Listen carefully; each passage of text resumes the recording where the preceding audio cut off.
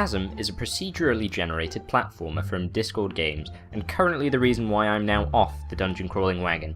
The demo, available from Kickstarter, opens with the somewhat familiar surroundings of an almost deserted mining town, populated by a wizened crone, a blacksmith, a busty landlady replete with perpetually undulating breasts, and the all-important quest giver.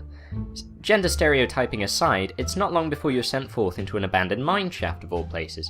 But at this point, this is where the similarities with Torchlight end, and Chasm begins to prove itself to be immeasurably more fun, and not just because fun is an unquantifiable concept to begin with. It's controller compatible, the levels are relatively short, and it possesses an irresistible aesthetic charm. However, what really sets Chasm apart from contemporaries such as Torchlight and Dungeons of Dreadmore is its more dynamic approach towards combat. For example, once you swap your traditional starting weapon, which is essentially a shit-encrusted butter knife, for the hunting blade, you'll be forced to crouch in order to more effectively shank approaching rodents in the face due to a decreased range on that weapon. Though at first this mechanic may appear tedious, it is in fact deeply satisfying and timelessly entertaining. The combat system in general gives a sense of being more skill-based rather than a tedious inevitability set to a slowly progressing quest line in games where the combat is mouse-controlled, such as Torchlight.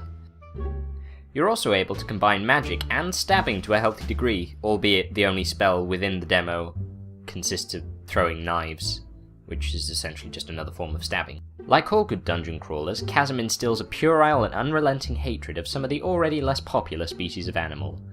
This applies particularly to bats, not least because they dedicate their existence to circling you menacingly in an apparent drunken rage, dreaming of the moment you muster the audacity to jump over a spike pit.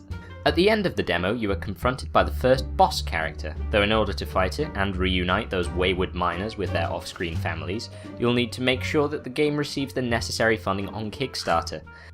Given that Chasm boasts addictive RPG elements, unique dungeon layouts with each game, endearing retro artwork and a well fleshed out combat system, I'd contend this game is more than worthy of your time, money, and a green light on Steam.